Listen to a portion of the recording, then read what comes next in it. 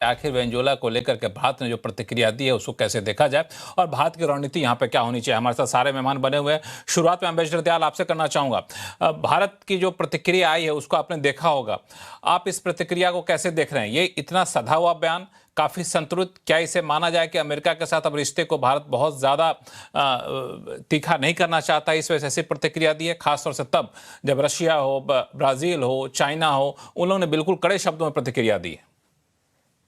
जी, बिल्कुल भारत जो है, उसने ये तो कहा कि इस मामले से हमें डीप कंसर्न है, लेकिन वो अमेरिका के साथ अपने रिश्ते और ख़राब नहीं करना चाहता। वैसे ही इस वक़्त इतने अच्छे नहीं जैसे हमें उम्मीद थी और आज ही ट्रम्प साहब ने कहा बात-बात में कि हम तो अब अमेरिका इंडिया पे अब 100% टैरिफ लगाने की सोच रहे हैं। तो ये सब देखते हुए हम ये नहीं चाहते कि हमारा और नुकसान हो, तो हम बिना अमेरिका को ब्लेम किए हुए जो स्टेटमेंट दिया, अमेरिका का नाम नहीं लिया, अमेरिका के बारे में कुछ नहीं कहा है। सिर्फ ये कहा कि इस मामले से हम डीपली कंसर्न्ड हैं। देखिए, मैं 2 बातें और कहना चाहूँगा। जो ऑयल की बात है, वो तो इसी वजह से छिड़ी है क्योंकि ट्रम्प साहब ने उसको लाए।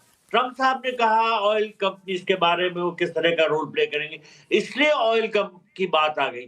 दूसरा ड्रग्स की बात जहाँ तक है, देखिए अमेरिका के पास तो इतनी शक्ति है, इतने कोस्ट गार्ड्स हैं, इतनी इंटेलिजेंस है, वो उनके पास स्पेसशिप्स हैं, वहाँ से सिग्नल आते हैं, तो कैसे ये वेनेजुएला से बोट्स में स्मगलिंग हो सकती है? उनके पास रोकने के लिए सब तरीके, तो मुझे बड़ी हैरत है इस बात पे कि कैसे इस तरह की स्मगलिंग होने दे रहा था अमेरिका, सब उसके पास शक्ति होने के बावजूद। तो इन सब बातों को ध्यान में रखना होगा, लेकिन मैं चिंतित हूँ क्योंकि जैसा यूएन सिक्योरिटी सेक्रेटरी जनरल ने कहा है कि ये बड़ा डेंजरस प्रेसिडेंट है और अब जो बातें हो रही हैं क्यूबा के बारे में, कोलंबिया के बारे में, ग्रीनलैंड के बारे में, इन सब से चिंता बढ़ती है कि किस तरह से क्या चिंता तनाव बढ़ती है। बढ़ेंगे। बिल्कुल, ये चिंता बढ़ती है कि क्या तनाव यहाँ से और आगे बढ़ेगा, इस पर भी चर्चा करूंगा समय रहा तो। लेकिन भारत की प्रतिक्रिया, भारत की रणनीति, स्वर्ण सिंह साहब, आप इसको सही मानते हैं और भारत को यहाँ से थोड़ा सा एक दोनों तरफ पक्ष से एक दूरी बना कर रखना चाहिए सीधे तौर पे इसमें उलझने से? मुझे लगता है सही या गलत हम भविष्य में कभी जान पाएंगे, पास्ट को जब एनालाइज करेंगे। पर इसमें जो साफ जाहिर है वो भारत की नीति जो है वो तटस्थता की है। ठीक जैसे भारत ने रूस को भी कंडेम नहीं किया था, क्रिटिसाइज नहीं किया था यूक्रेन के जो मिलिट्री ऑपरेशंस शुरू हुए थे, ठीक वैसे ही आज अमेरिका को कंडेम नहीं किया या क्रिटिसाइज नहीं किया इस ऑपरेशन को लेकर। वहां भी वही कहा जो रूस और यूक्रेन के बारे में कहा था कि दोनों में आपसी बातचीत होनी चाहिए, शांति बरकरार होनी चाहिए, जमीन पर लोगों को नुकसान नहीं होना चाहिए, मानवीय सहायता दी जानी चाहिए, वगैरह वगैरह। तो ये मुझे लगता है जो कंटिन्यूटी है हमारी विदेश नीति में वो बिल्कुल कायम है और मेंटेन्ड है इस एपिसोड को लेकर भी। हालांकि अपोजिशन का या यहाँ के जो विशेषज्ञ हैं, सिविल सोसाइटी है, मीडिया है, उसमें अलग अलग तरह के कमेंट सामने आए हैं। वो पहले भी आए थे, रूस को लेकर भी आए थे, अब भी आएंगे। तो वो आज़ादी हम देख रहे हैं कि बिल्कुल है कि लोग अलग भाषा में भी उसको अपनी जो बात है वो कह सकते हैं। 2 चीज़ें, पहले तो आहूजा साहब ने कहा कि ये अफगानिस्तान नहीं बन सकता है। मैं इसलिए कह रहा था कि वो राष्ट्रपति ट्रंप के लिए अफगानिस्तान बन सकता है, जिस तरह से अफगानिस्तान जो बाइडेन के लिए बना, यहाँ सेनाओं को वापिस बुलाना पड़ा और जिस तरह से हालत खस्ता हो रहे हैं वहां, जिस तरह से हिंसा बढ़ रही है वेनेजुएला के अंदर, जिस तरह से राष्ट्रपति ट्रंप धमकियां दे रहे हैं डेल्सी रोड्रिगस को, ये तनाव इतना बढ़ सकता है कि हो सकता है कि अपनी बात मनवाने के लिए सैनिकों को वहां उतारना पड़ सकता है राष्ट्रपति ट्रंप को। और क्योंकि वो फिर से एक बार सफल नहीं होंगे, पिछले 80 या 81 सालों में कहीं भी अमेरिकी सैनिक गए हैं वो हार कर ही लौटे हैं, तो यहां भी हार कर लौटेंगे।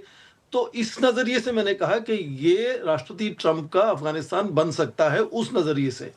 अब बात ये कि क्या जो हम कह रहे हैं ये तथ्य हैं या परसेप्शन है, उसको लेकर मैं ये चाहूंगा कि कोई भी मुझे ये बताए कि कितने देशों में डिस्ट्रिक्ट कोर्ट या इस तरह के न्यायालय हैं जो विदेशी जो राष्ट्र नेता हैं उनको इंडाइट करता है और उनको हथकड़ी पहनाकर फिर उन लोकल कोर्ट्स में लाया जाता है मुझे तो ध्यान नहीं है कि किसी दूसरे देश का इस तरह का रवैया हो कि अपने लोकल कोर्ट में एक इंडाइटमेंट होगा किसी विदेश के राष्ट्रपति को, और फिर आपकी सेना जाकर उनको पकड़कर लाएगी हथकड़ी में और यहाँ लोकल कोर्ट में उनको खड़ा करके कहेंगे कि आपके ऊपर ड्रग्स एनफोर्समेंट का मुकदमा चलेगा।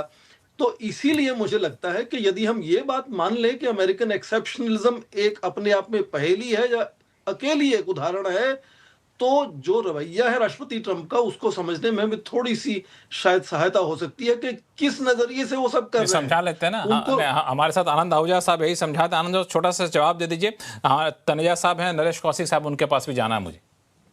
हाँ जी, मैं सिर्फ एक सेंटेंस में बात करूंगा कि किसी भी कंट्री के अंदर अगर कोई टेररिस्ट एक्टिविटी कोई फॉरेन नेशनल करता है तो उस कंट्री का जुडिशियल सिस्टम उसको ये इजाजत देता है कि वो फॉरेन टेररिस्ट को इरिस्पेक्टिव ऑफ कि उसका स्टेटस क्या है, वो हेड ऑफ द स्टेट है या एक छोटा आदमी है। आप कह रहे हैं कि अगर वो छोटा आदमी है, सरोवर राणा एक छोटा आदमी है, तो उसको इंडिया में ट्राई किया जा सकता है। अगर सरोवर राणा एक हेड ऑफ स्टेट होता तो इंडिया में उसको ट्राई नहीं किया जा सकता था। आपकी थ्योरी ये है, मेरी थ्योरी ये है कि अगर वो एक टेररिस्ट है, उसने क्राइम किया है एक फॉरेन कंट्री के अंदर, उसने मिलियंस ऑफ लोगों को एक कंट्री के नेशनल को मारा है, तो उसको उस कंट्री के कटघरे में लाया जा सकता है। यही हमारे और आप में प्रोफेसर स्वर्ण सिंह साहब कुछ जोड़ना चाहते हैं। एक लाइन में ये कहना चाहूंगा कि 1 दशक से ज्यादा समय लगा तबूर राणा को भारत में लाने के लिए, लीगल प्रोसेस, एक्स्ट्राडिशन की प्रोसेस के थ्रू। आप मेथड के ऊपर जा रहे हैं, आप मेथड के ऊपर जा रहे हैं, ये लॉ के ऊपर जा रहे हैं। आप मेथड के ऊपर जा रहे हैं, आपकी ऑब्जेक्शन मेथड के ऊपर है। लॉ का प्रोसेस, ड्यू प्रोसेस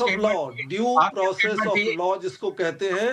आप यदि ड्यू प्रोसेस ऑफ लॉ को नहीं मानते हैं तो ड्यू प्रोसेस ऑफ लॉ है, उसके अरेस्ट वारंट करें, उसके नरेंद्र तनेजा साहब, ठीक है नरेंद्र तनेजा साहब, कोर्ट के ऑर्डर पे, चलिए इसको हम लोग अलग से बहस कर। हालांकि ये बहस मैंने शुरू में कहा कि ये पता है तुलना आप जो कर रहे हैं आहूजा साहब वो एक्सेप्टेबल लग नहीं रहा है। तबूर राणा का की तुलना आप एक देश के राष्ट्रपति से कर रहे हैं, पता नहीं आपको कैसे कर रहे हैं, ये मुझे समझ में नहीं आता। नरेंद्र तनेजा साहब, ठीक है, कोर्ट का ऑर्डर अपने ही कोर्ट अपना है, मुजरिम सब कुछ अपना ही है, तो फिर किस बात के कोर्ट आप कर रहे हैं। नरेंद्र तनेजा साहब, मेरा सवाल ये कि भारत की जो प्रतिक्रिया आई है, भारत जब पाकिस्तान के अंदर जाकर के आतंकी ठिकानों को नष्ट करता है तो भारत अपेक्षा रखता है कि दूसरे देश कड़े शब्दों में इसको भारत का समर्थन करे, लेकिन जब ऐसी घटना होती है तो भारत बड़ा ही डिस्टेंस बना के रखता है। ये रणनीति आपको कितनी कारगर होती दिखती है? नहीं, मुझे तो देखिए ऑपरेशन सिंदूर से इसकी तुलना करना दुर्भाग्यपूर्ण है, तुलना की ही नहीं जा सकती, ये दुर्भाग्यपूर्ण है। दूसरी बात ये रही कि मेरा जाता भारत की जो प्रतिक्रिया है बिल्कुल बैलेंस है और सही है। हमको बहुत ज्यादा जज्बाती होने की जरूरत नहीं है, हमको भावुक होने की आवश्यकता नहीं है। विदेश नीति में जो आज की दुनिया है ये वो दुनिया नहीं है जो 3 साल पहले। आज कुल मिलाकर के पूरा जियो पॉलिटिकली दुनिया को आज हम देखते हैं तो जिसे अंग्रेजी में बोलते हैं वाइल्ड वेस्ट है, ये जंगल राज चल रहा है चारों तरफ। तो उसमें आपको ये देखना है कि आप अपने जो राष्ट्रीय हित है उनकी सुरक्षा कैसे कर सकते हैं, उसको प्राथमिकता दें। खासतौर से आपकी जो आर्थिक हित है, वेनेजुएला जो है उसके दुनिया के सबसे ज्यादा तेल के भंडार वेनेजुएला में है। हम आज की तारीख में 56 लाख बैरल तेल कंज्यूम कर रहे हैं। आने वाले समय में अगर हम 8% ग्रोथ रेट पे जाते हैं, हम 8 मिलियन बैरल्स ऑयल हमको चाहिए, हमारे पास अपना नहीं है, हम वहां सबसे लाएंगे जहां वो उपलब्ध है। तो हमें बिना भावुक बने और वेनेजुएला को हम बिना भावुक बने और एक सेकंड बहुत जरूरी बात कह रहा हूँ आपके दर्शकों के लिए। हमारी कंपनियां वेनेजुएला को बहुत अच्छी तरह जानती हैं, हमारी कंपनियों ने वहां इन्वेस्टमेंट कर रखे हैं ऑयल वेल्स के अंदर। हमको ये देखना है अगर वहां स्थिरता आती है, स्टेबिलिटी आती है, चाहे वो अमेरिका लेके आए या वेनेजुएला खुद लेके आए, अगर तो हमारे लिए बहुत बड़ी अपॉर्चुनिटी है। हमने वहां जाके ऑयल एंड गैस एसेट्स में इन्वेस्टमेंट करना चाहिए, वहां से तेल लेकर के भारत लेके आना होगा। क्योंकि अगर मेरा मानना है कि 1.5 साल के अंदर आज उनका उत्पादन 8 लाख बैरल है, इंफ्रास्ट्रक्चर पुराना है लेकिन है, तो वहां पर 3 मिलियन बैरल्स का उत्पादन शुरू हो जाएगा 1.5 साल के अंदर। उसका काफी मात्रा में तेल हम आज के दाम पर मिलकर हमें लेके आना। बिना भावुक बने राष्ट्रीय हित को देखो, चारों तरफ जंगल राज है, ज्यादा भावुक अपने राष्ट्रीय हित में क्या है, बस कोई काम कर। बिल्कुल नरेश कौशिक साहब, हमें अपने राष्ट्र हित को देखना चाहिए, आर्थिक हित को देखना चाहिए, भावुक नहीं होना चाहिए, और ये एक अवसर हो सकता है अगर वहां पे स्थिरता आती है तो भारत के लिए।